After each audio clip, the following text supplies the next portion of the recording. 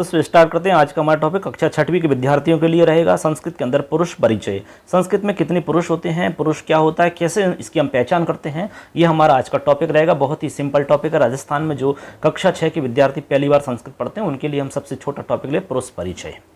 पुरुष का मतलब दोस्तों सीधा सा हम बता देते हैं आपको। पुरुष का मतलब होता है, संस्कृत में हम जिन्हें पुरुष कहते हैं उसी को अंग्रेजी में हम पर्सन कहते हैं, जैसे कि फर्स्ट पर्सन, सेकंड पर्सन और थर्ड पर्सन। या फिर आप इस प्रकार समझ सकते हैं कि वे व्यक्ति जो किसी भी बातचीत, संवाद या वार्तालाप के समय में जो भागीदार होते हैं उन्हें पुरुष कहते हैं दोस्तों।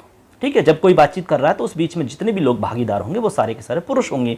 तो जैसे कि मम नाम लखन, मेरा नाम लखन है, तो इस वाक्य के अंदर वक्ता अपने बारे में बता रहा है और वह इस संवाद में भागीदार भी है और श्रोता भी है।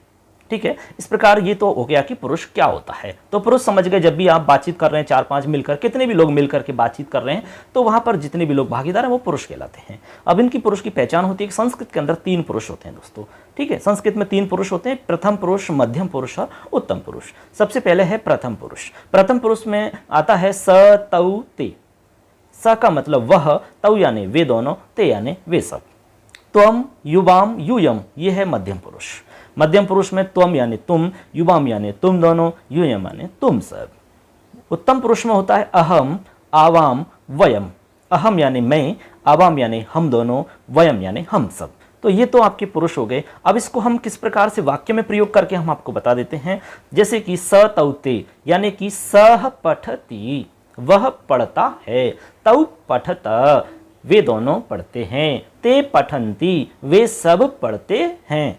ठीक है, ऐसे मध्यम पुरुष का आप प्रयोग कर सकते हैं। त्वम पठसी, तुम पढ़ते हो, युवाम पठथ, तुम दोनों पढ़ते हो, यूयम पठथ, तुम सब पढ़ते हो।